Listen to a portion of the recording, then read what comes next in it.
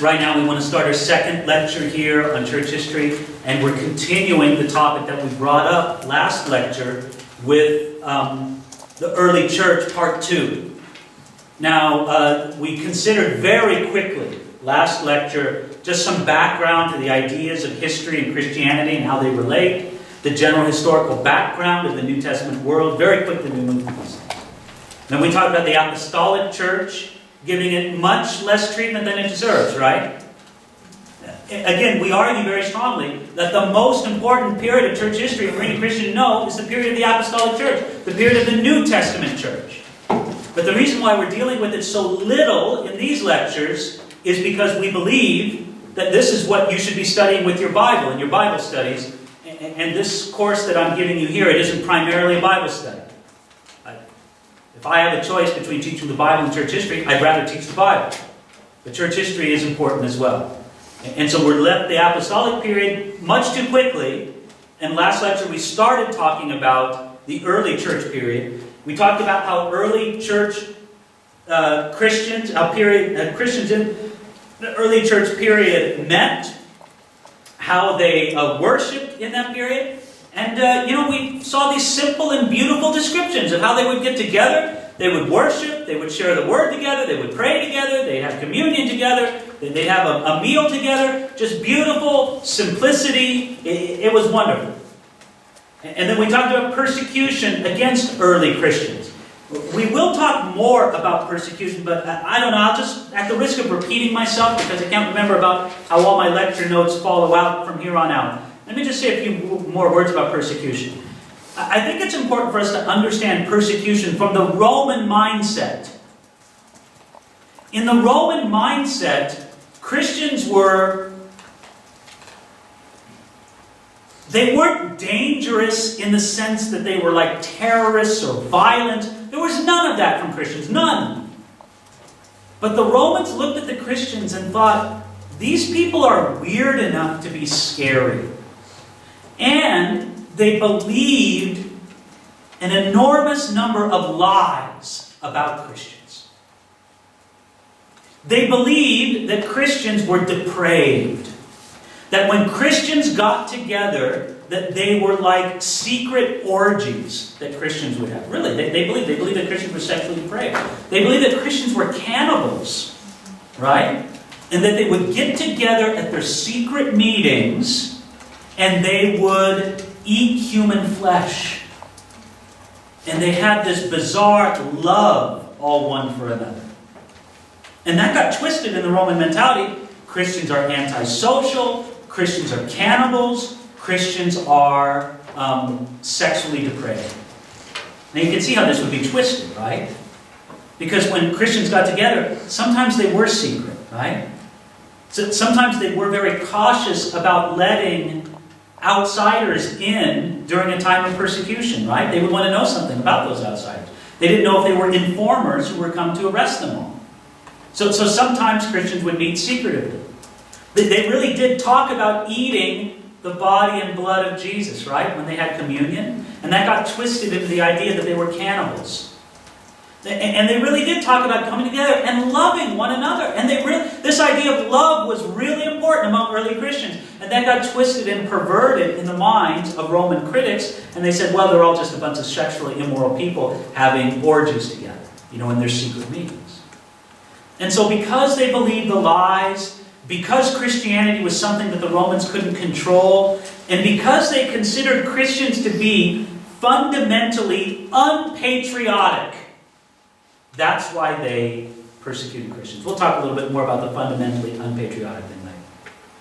Well, what else happened during this early church period? Well, the gospel spread. We talked about the gospel spreading during the apostolic church period, and it did, but it spread even more gloriously during the early church period. You could say that the first century churches were basically gathered, nothing much north of Rome and Italy, somewhat north, but not that much, but pretty much south of Rome and Italy and down, and a few things in North Africa and such. But things progressed very, very quickly. At the end of the Apostolic period, you sort of have this rectangle around the Mediterranean Sea, but not even around the entire Mediterranean Sea, right? Spain, off in the west, really may have a few small congregations, but not much.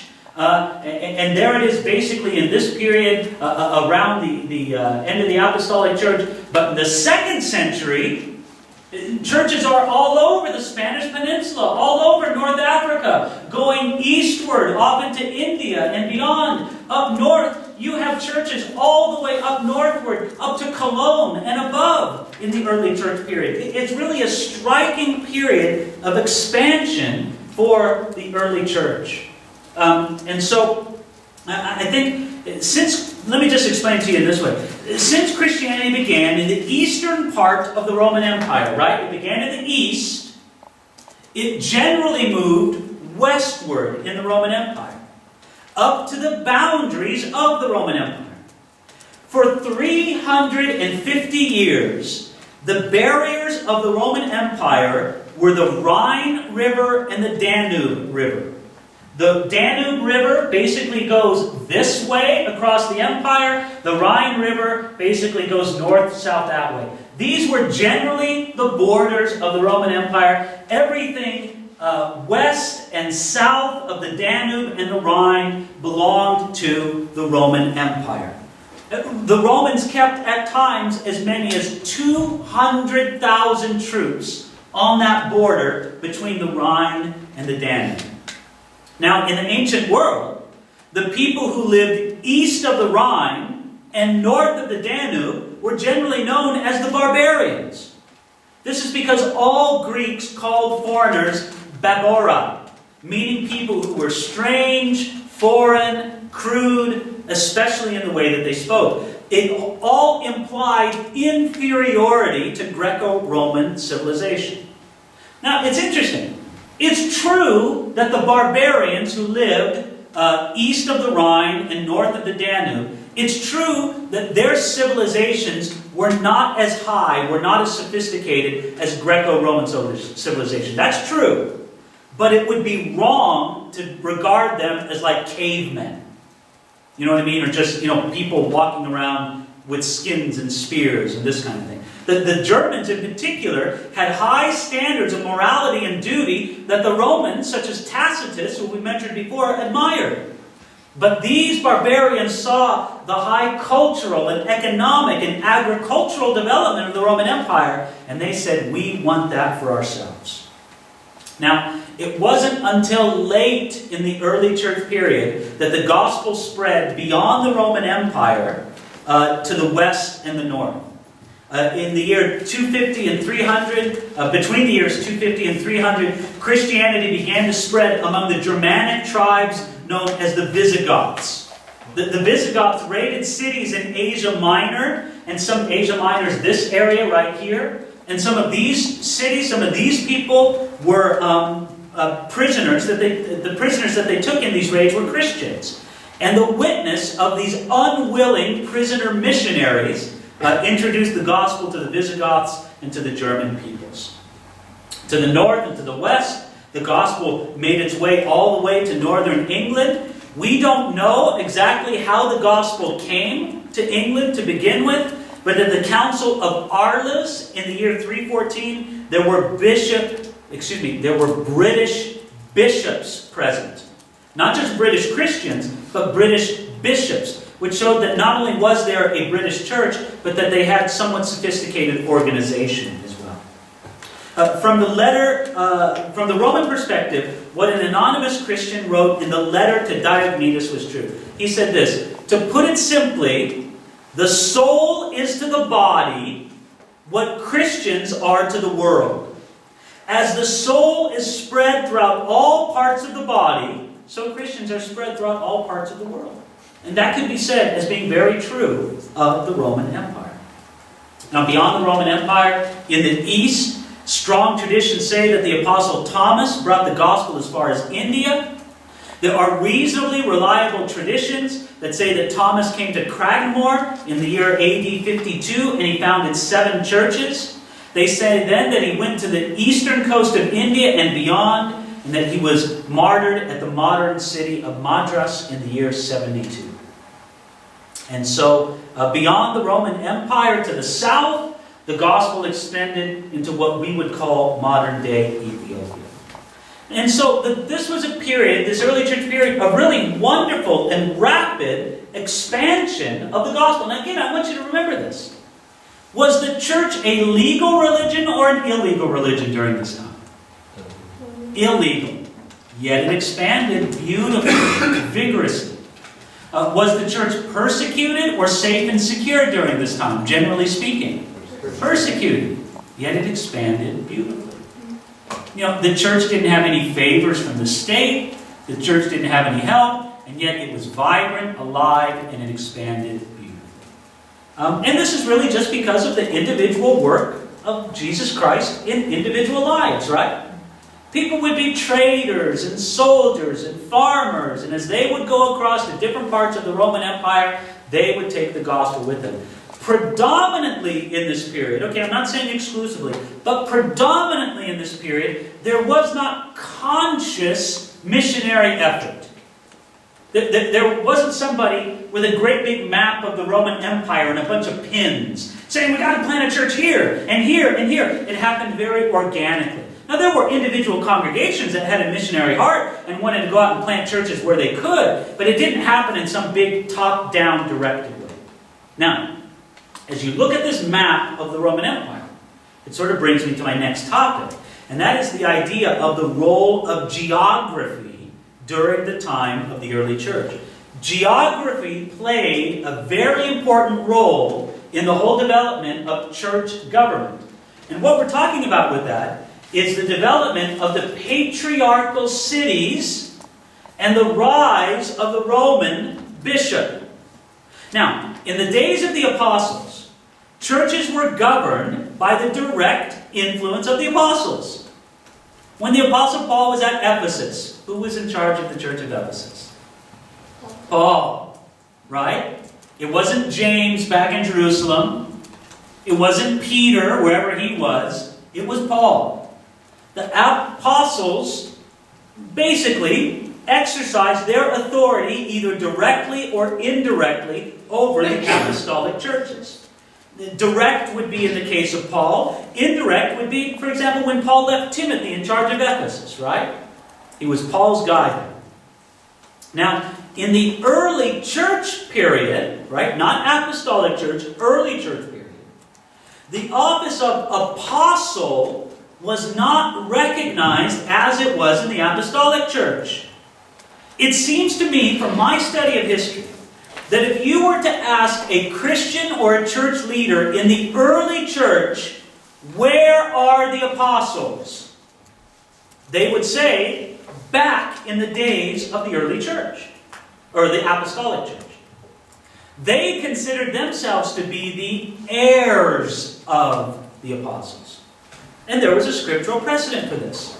Again, as we said before, the New Testament says that the church is built on the foundation of the apostles and prophets, right? And you don't need to continually make that foundation. In addition, we talked about the martyrdom of James and how he was not replaced. But as time went on in the early church period, not apostolic church, early church period, the office of bishop gained more and more authority.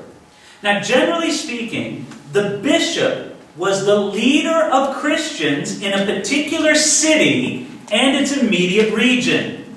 He had oversight over the many congregations of Christians in that area. For example, if you had an ancient city in the Roman Empire, the city of Antioch, right? There would be many congregations associated with the city of Antioch. Or say Ephesus. You know, just pick a city in the ancient Roman world. Many congregations associated with Ephesus. Why would there be many congregations? Well, because they didn't have church buildings, right?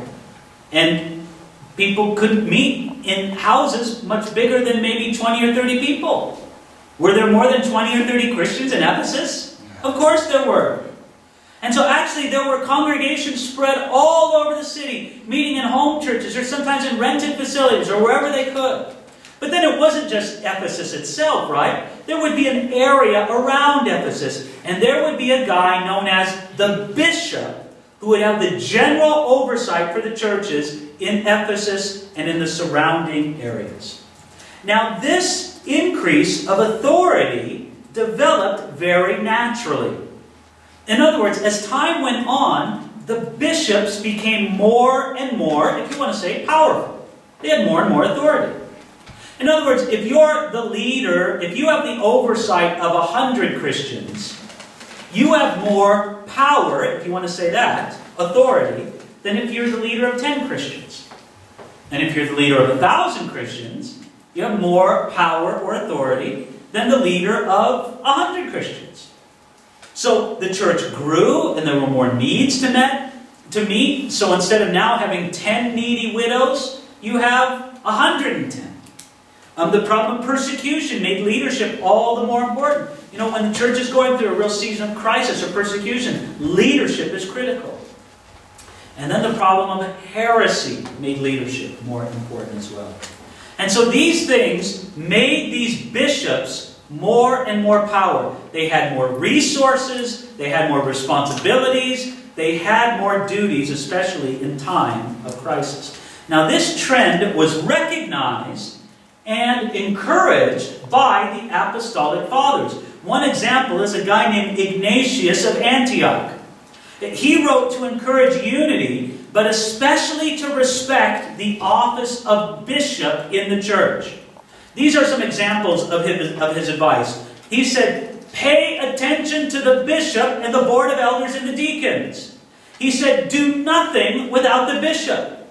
He said, you must follow the bishop as Jesus Christ followed the Father. He said, let no one do any of the things which have to do with the church without the bishop. So the Apostolic Fathers, in general, argued for more and more authority to rest with the bishops. Now, after some time, there naturally arose the idea of regional church government, with the bishop who led the Christians in a particular city having the oversight over the Christians over a broader region. As the churches grew in cities, so did the idea of a metropolitan bishop and a patriarchal bishop. And this is what I mean. A metropolitan bishop would be someone who had the oversight over the churches in a metropolis, let's say over Ephesus. But a patriarchal bishop would be a bishop who had the oversight over beyond his own city to many other places as well. So a metropolitan bishop and a patriarchal bishop. Now, I want you to notice this. Once things are organized somewhat along these lines, then some cities become more prominent than others. It became evident over time that there were 4 leading cities of Christianity, each with important Christian populations and congregations.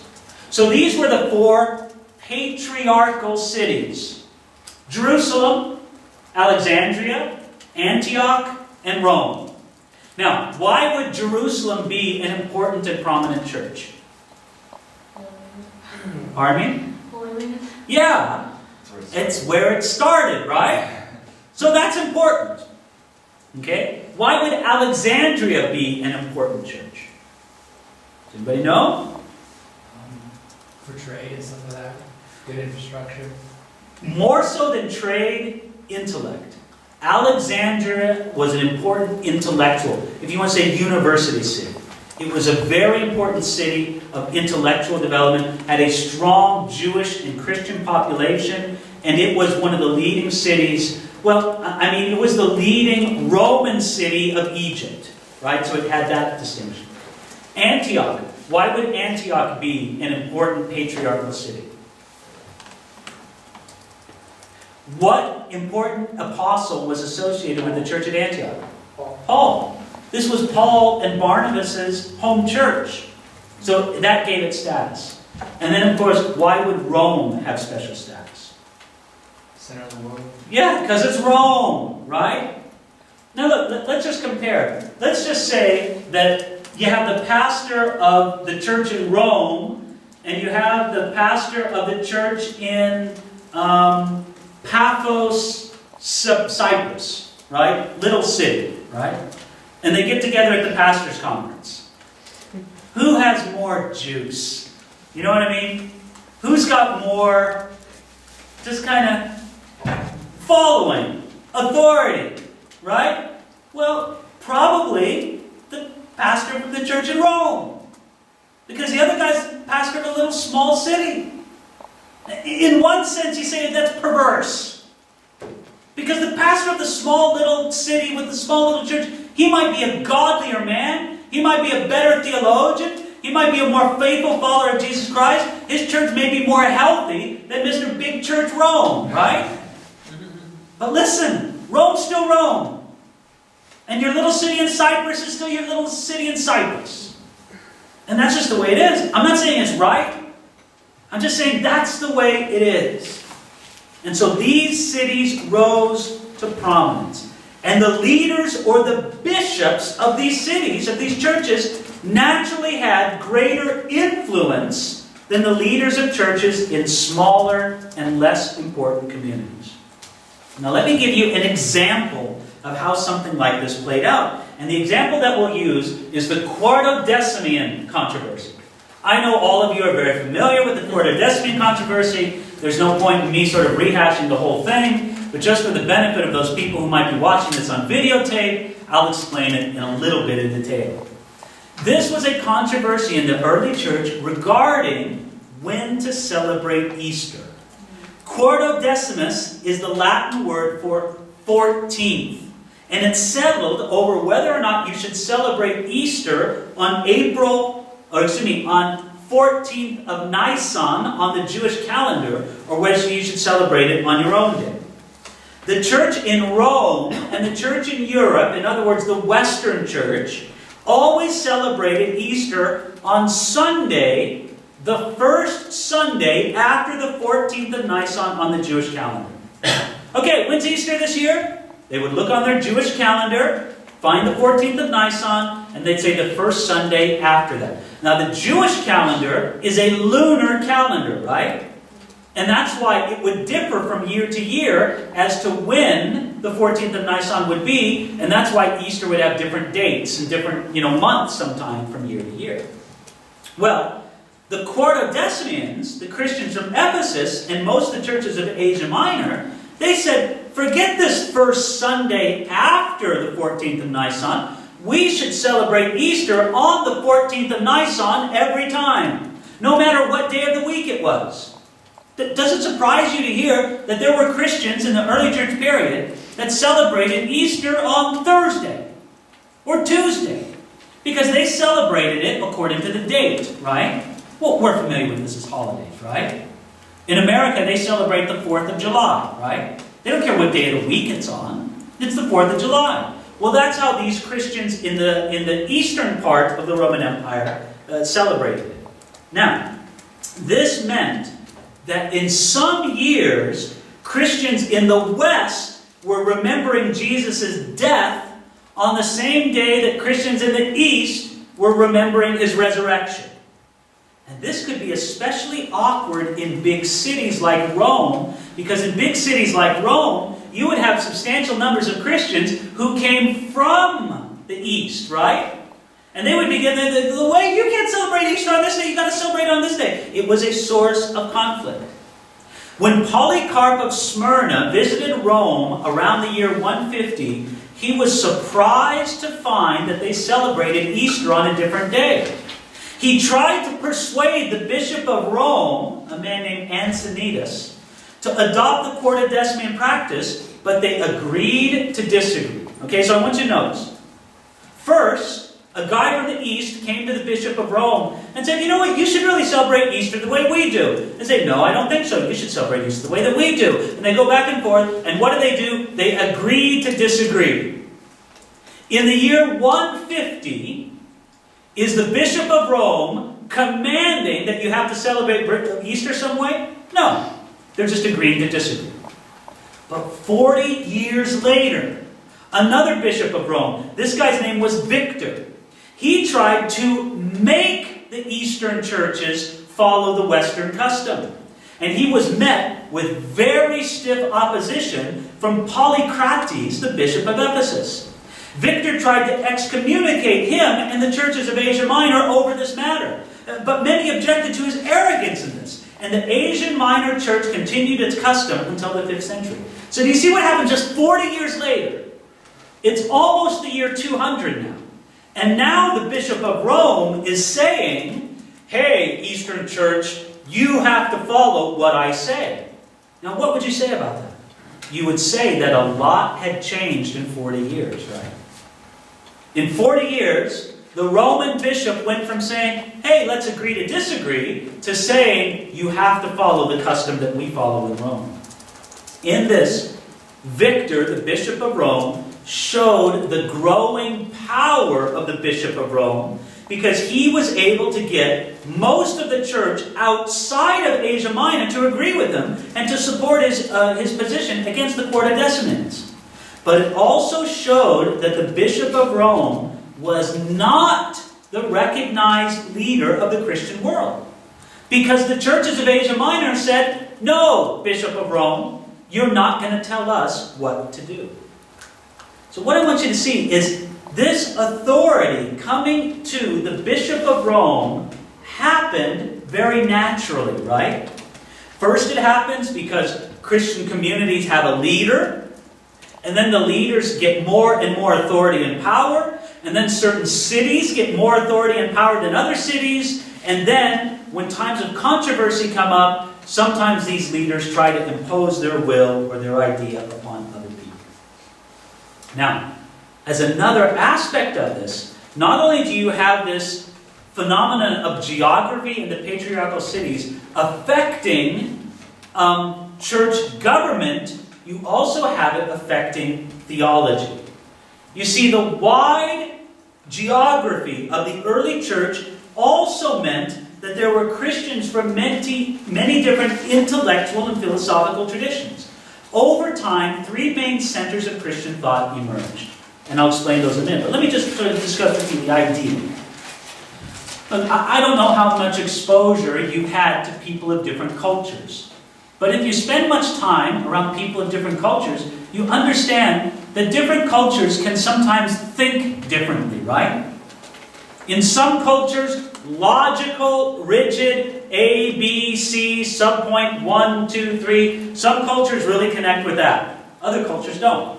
They're much more just sort of, put the pieces together like you put together a puzzle in this piece here and that piece there, and we'll make it all fit together.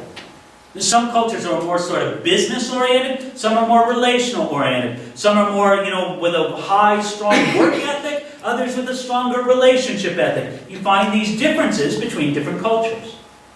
Well, as Christianity spread around different areas of the Roman Empire, there were many different cultures within the Roman Empire, right? And so different places started to have different kinds of Christian expression. Different flavors, if you want to say, within the Christian, world. So first, you could say that there were these prominent centers of intellectual development within the Christian world. There was Antioch, Alexandria, and Carthage in North Africa. The Alexandrian center was represented by Clement and Origen, among others, and their tendency was to emphasize Greek philosophy. Because Alexandria was a place that was very heavily influenced by Greek philosophy. So when you read the writings of Clement and Origen and those of the Alexandrian school, you're going to see a lot of the flavor of Greek philosophy. The Antiochic center in Asia Minor, represented by Irenaeus, among others, their tendency would be to very much be ordered after the bishop. They were into order, they were into not being very kind towards heresy, they were very much ordered after the bishop. And then there was the North African center, represented by Tertullian and Cyprian at the city of Carthage mainly, but also beyond there. their tendency was to be very practical, very rigid, very, if you might say, very holiness-minded, very much that. What did you say the Alexander Center was? What did I say it was? Yeah, like their description. Well, their emphasis was on Greek philosophy. Alright. Yeah, that was their main idea. And so you'll see this reflected in it. Now, these three centers of Christian thought became more and more important in their influence upon what Christians believed and taught. And I think the Alexandrian philosophy is a very important example of this. You see, the Alexandrian church started what we might call today a Bible college. A man named Pantanaeus started a school for Christian instruction. And they hoped to strengthen the church and reach educated Greeks with the gospel. Pantanaeus was succeeded by a guy named Clement. And Clement wanted to unite Christianity and Greek philosophy. Clement thought that Greek philosophers spoke the truth and that their knowledge should be used by Christians to deepen their faith and come to a true knowledge of God. I like this quote from a writer named Boer. He says, in Clement's system, the Logos saves by education. He is a teacher and a lawgiver so that we may become immortal. He became a man so that men might learn to become divine. Well, this Alexandrian school developed what I consider to be some pretty significant problems in the development of its theology. So, let's talk next sort of in this general thing, away from the issue of geography. Well, we talked again about the Alexandrian Center with Clement and Origen, the Antiochian Center, and then the North African Center, Cyprian and Tertullian. Again, their tendency would be very practical and rigid, real emphasis on holiness. But next, after talking about this influence of geography, we want to talk next about what early Christians believed. What did they believe? Well, I think you could say what early Christians believed was basically they believed what the early church fathers taught them through the teaching of the apostles. And so there were influential teachers in the church in this period of the early church.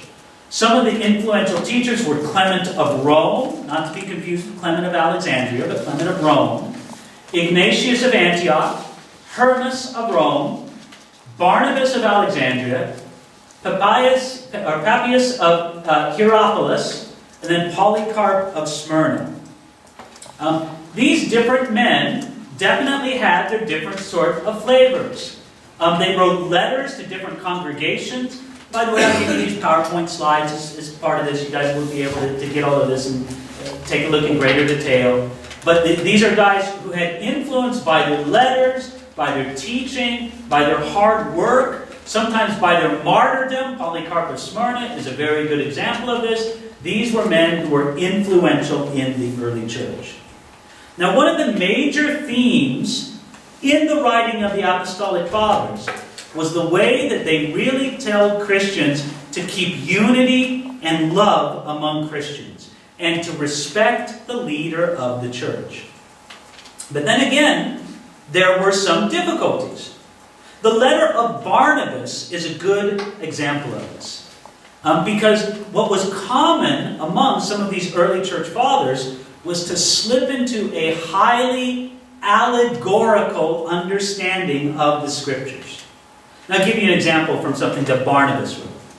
He said that the Old Testament taught the distinction between clean and unclean animals. Right? Are you familiar with that? Clean and unclean animals in the Old Testament.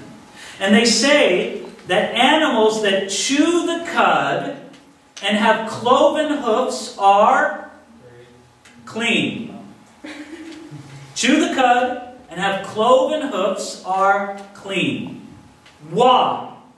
Well, Barnabas said it's because they are those who are like they continually think about the Word of God, right? That's chewing the cud, and they live in the world, but they look forward to the next world. That's the cloven hoof.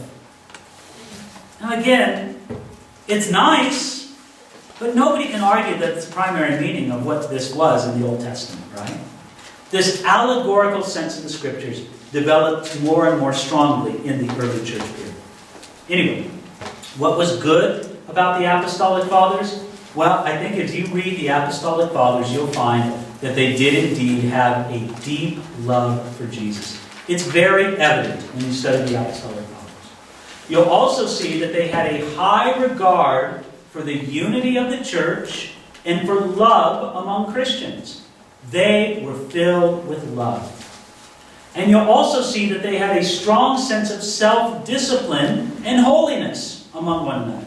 These are good points among the Apostolic Fathers. Now, by the way, some people get confused by that term, Apostolic Fathers, right?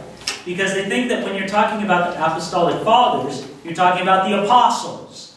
No, you're talking about the generations after the Apostles.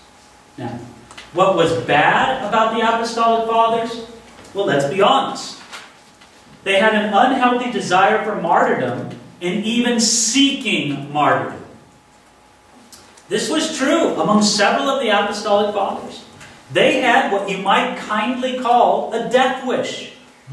They sometimes ran towards martyrdom, and it was sort of an unhealthy thing. Secondly, they often promoted the idea that significant sin after baptism could damn a Christian. In other words, they would say that once you had been baptized, if you sinned in a significant way, forget it, you're done.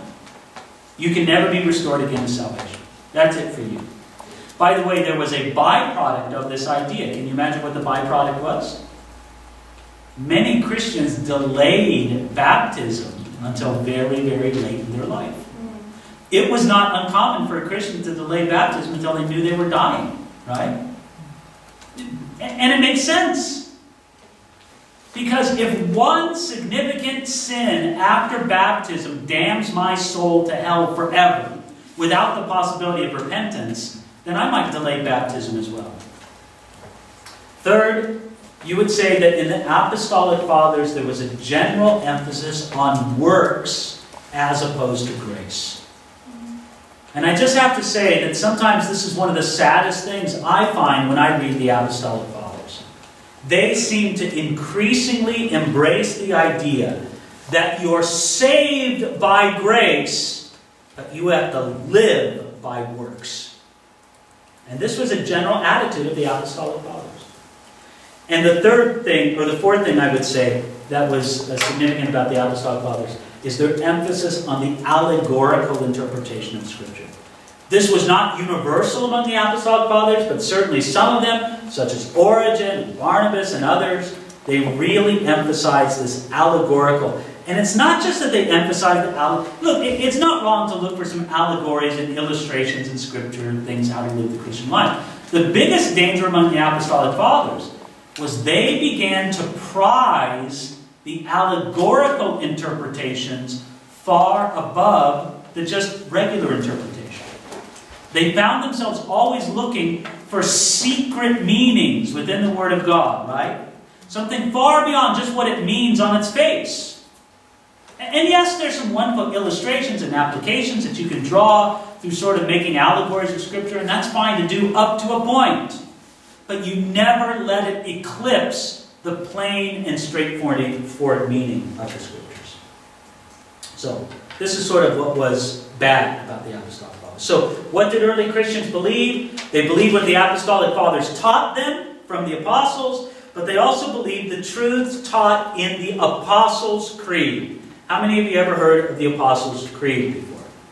Well, we don't know when this creed was actually formulated,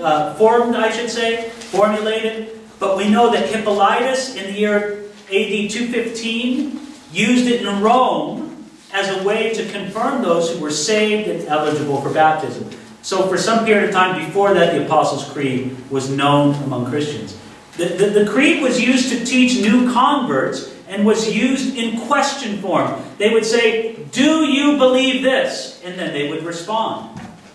As time went on in the early church, the creed became a handy way for people to remember the most important doctrines of the early church when it was difficult for everybody to have a Bible to read and remember on their own. And so this is the Apostles' Creed. This is this early summation of Christian belief. Look at it carefully. I believe in God the Father Almighty, maker of heaven and earth, and in Jesus Christ, His only Son, our Lord, who was conceived by the Holy Spirit, born of the Virgin Mary, suffered under Pontius Pilate, was crucified, died, and buried. He descended into hell. The third day He arose from the dead.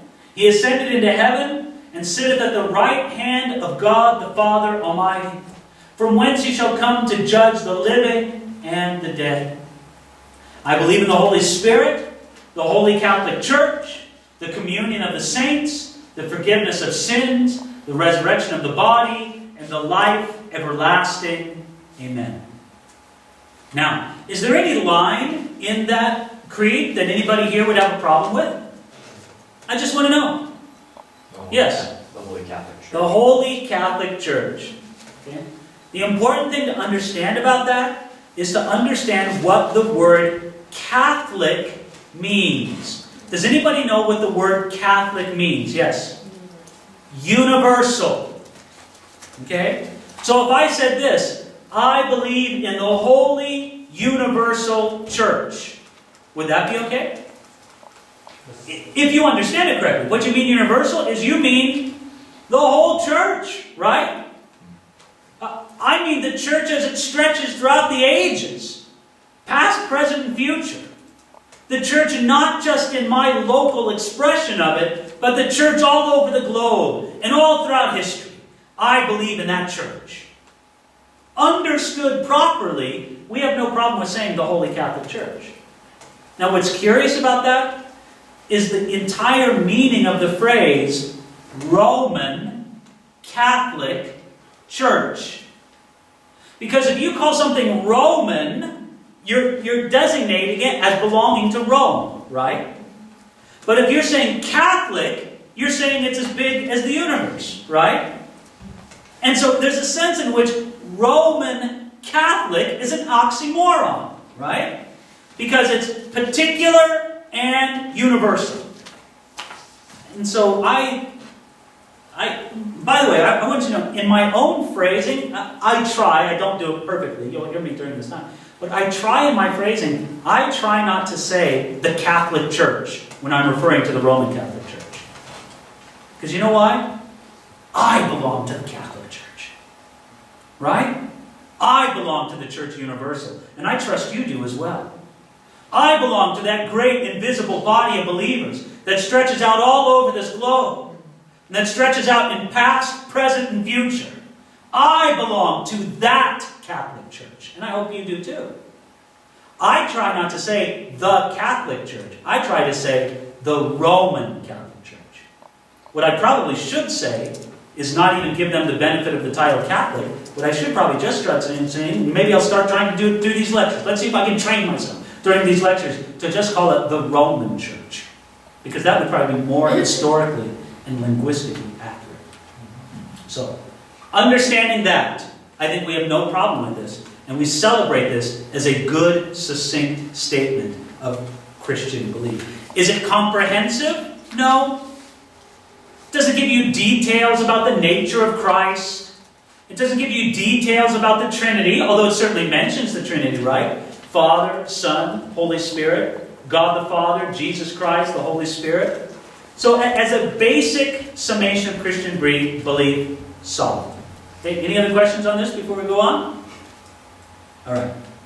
What did they believe? They believed the teaching of the Apostolic Fathers. They believed the Apostles' Creed. Thirdly, they believed the New Testament. The New Testament was formed as a group of books, a collection of books and letters during this period of the early church. This process was known as the formation of the canon. Now, before the year 140, we don't have any formal lists of what the books of the New Testament are. But we can see that the Gospels and the letters of the Apostles are quoted as respected, authoritative sources in early Christian writings. In other words, it's very interesting to look that even before there were official lists of what books belonged in the New Testament and what books did not, you find early Christian writers quoting the right books in authoritative ways. But from the year 140 to about the year 220, formal lists of books that belong in the New Testament began to take shape, mainly in opposition to Gnostic heretics that denied that certain books should not be respected and received. Now, in this period, what's known as the Muratorian Canon was written. That's about the year 200 AD. Muratorian is spelled M-U-R-A-T-O-R-I-A-N.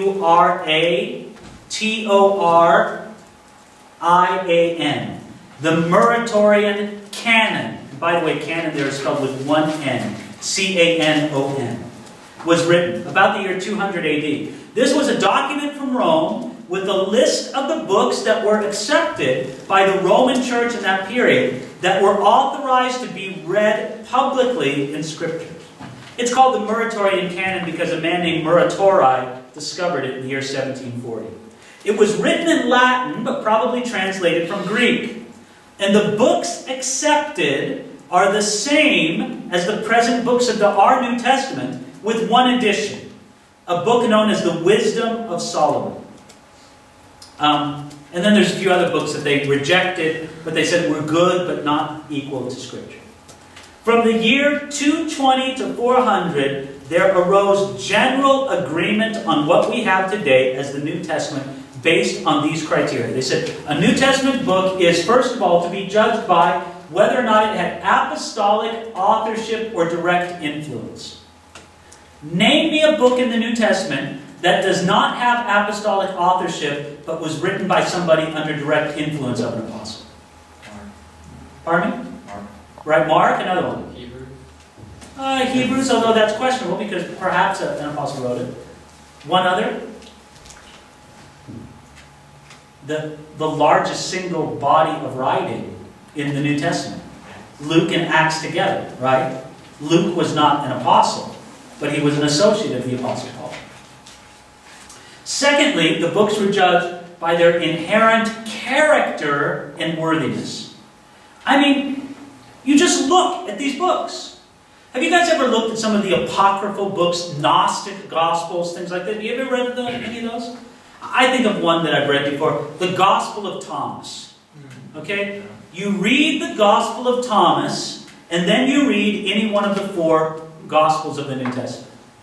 There's no comparison. You just read the Gospel of Thomas and you say, this is weird. Its inherent character and worthiness is just subpar. I don't know how to give you on that because it's somewhat of a subjective thing. But you just read it and you go, this doesn't fit. This doesn't speak the way the New Testament speaks. Yes? Is that Thomas, like the doubting Thomas? No, it was attributed to him by later people, but it was written much later. So yeah, it was not written by Thomas. Yeah, but that's what it's called. Right. Okay, so, and then third, the idea of general agreement among Christians. I mean, Christians could just look at these books and have a general sense of agreement. Yes, this is apostolic. Now, I want you to understand this. The early Christians did not make these books part of the New Testament. They recognized that they were. And there's a big difference, right? It's not like they went around and said, let's have a contest and see what books really belong in our New Testament. No, they recognized what was already there. It's wrong to say that the church produced the New Testament. The apostles produced the New Testament. The apostles and prophets, as mentioned in Ephesians chapter 2, verse 20.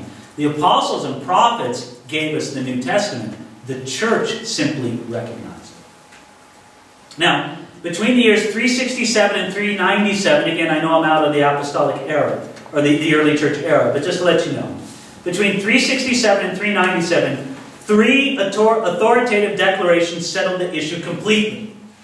The first was at the declaration of Athanasius. The second was the Council of Rome in the year 382. And the third was the Council of Carthage in 397. The issue of what books belong in our New Testament and which books do not belong was finally settled. Now, by the way, It's very instructive for us as to how this happened. It happened because heretics came along and started denying that certain books belong to the New Testament, right? In other words, this wasn't a big issue in the early period of the early church. Because Christians just knew. Right? Romans? Yeah, right on. 1 Thessalonians? Oh, you better believe it. You know? Jude? Yeah, absolutely. I mean, Christians just knew. They agreed on these things. But as the period went on, there arose heretics who said, no, this book doesn't belong. No. Paul's wrong. Let's look to Jesus, not to Paul, right? And this division between Paul and Jesus, which some people try to make later on as well, which is a heretical division to make. But again, it began way back in this early church period. And they tried to exclude certain books from the New Testament. Well, as is very characteristic in church history, the church only gets serious about defining something when there's a problem with it. Right? The early church didn't get serious about defining the New Testament canon. It was generally agreed upon everybody, but they didn't get serious about defining it until heretics came around and started muddying the waters. The same thing happens for many doctrines. Christians didn't get serious about defining the Trinity until heretics started questioning it. Christians didn't get serious about defining the precise nature of the deity of Jesus until heretics came along. It's not like they didn't believe in the Trinity at the beginning. They didn't believe in the deity of Jesus, but they didn't carefully define it and defend it until it became to be attacked by heretics. A very familiar pattern throughout church history. Now, when we talk about heretics, it brings us to our next point about how early Christians defended their beliefs, and we come to talking about the Apologists. What year did you say finally settled it? The Bible? Well, was it 314? Yeah, I mean, you see, I would say by 400, okay, by 390, well, if you want to say 367, was the first sort of, all right, this is it for real now, here's the list, no arguing about it, we all agree upon it. But the last thing I want to give you the impression of is that Christians were undecided about it before that. They were not undecided. There was general agreement. Yeah. But the authoritative council declarations started like in 367. Okay, we need to talk about the Apologists. The early Christians defended their beliefs with a group of people informally known as the Apologists. It's not like there was an Apologist club and you got a membership card and all of this, but there were just notable Christian leaders known as the Apologists. Some early Apologists of the church were guys like Aristides, Justin Martyr, Tatian. These guys were part of the early Christian period, and these men were very important. You see, they tried to convince a hostile, educated world that Christianity was a legitimate and what you might call safe religion. They tried to convince the world that Christianity was the truth of God. And so they wrote to emperors, they wrote to pagans, they wrote to Jews that Christianity was a fulfillment of the Old Testament prophecies, right? That would be especially meaningful to Jewish people. They said that Christianity was rational and that it was based on empirical evidence. And they said that Christianity was something that contributed to the good of society. Remember, oftentimes Christians were hated and persecuted based on lies.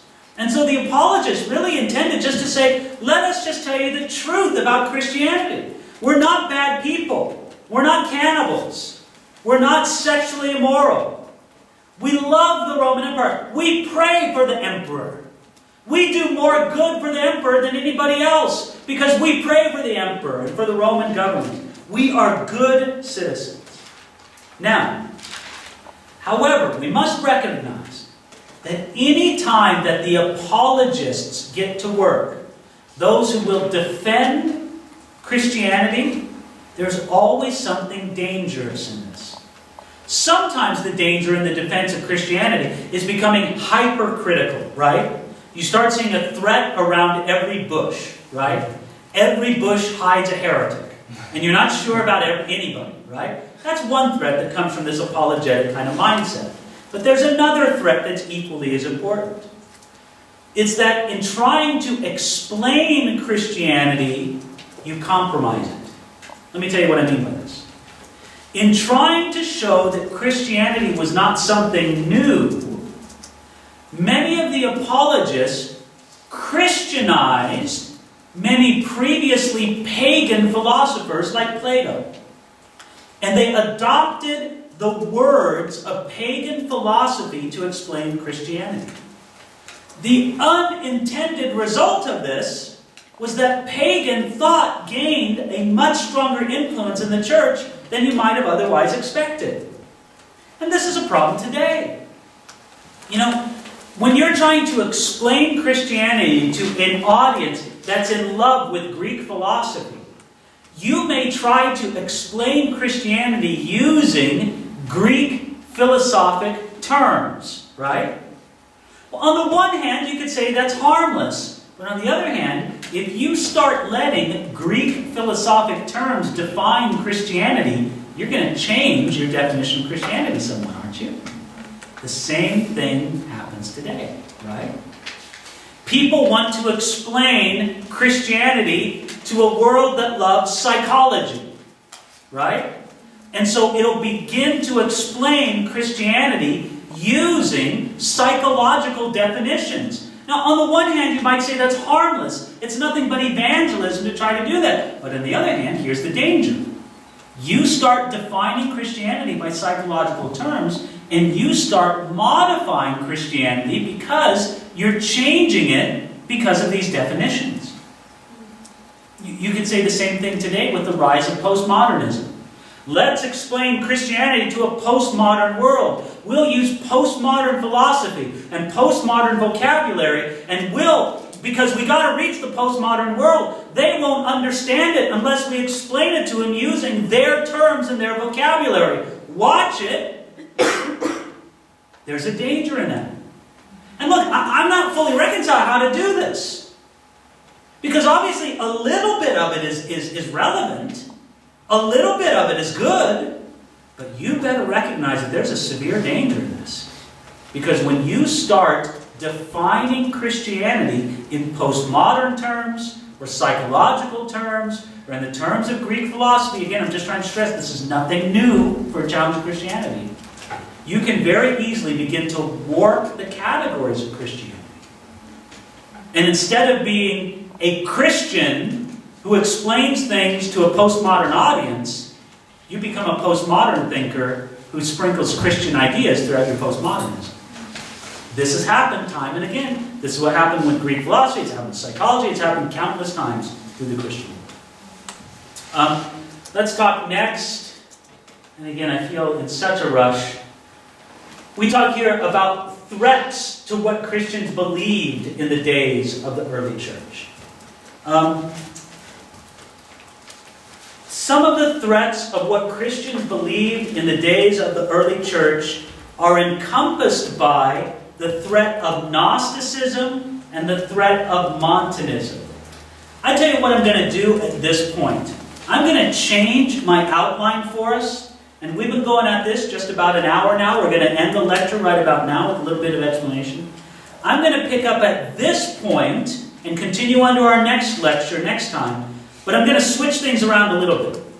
Because the next category for us to talk about is important people and writings of the early church period. So we're going to talk about important people and writings. And then I'm going to come back to Gnosticism and Montanism. And we'll spend a good part of our next time talking about Montanism, because that was going to be my main topic for the next lecture. Okay? So we're going to break with this, and when we come back in the afternoon, we're going to talk about important people and writings of the New Testament, of the early church period, and we're going to talk about the threats of Gnosticism and Montanism, and then we'll continue on in our third lecture in the series talking about Montanism. Any questions here before we conclude for the morning? All right, a lot of information. I hope you get over your writer's cramp by this afternoon.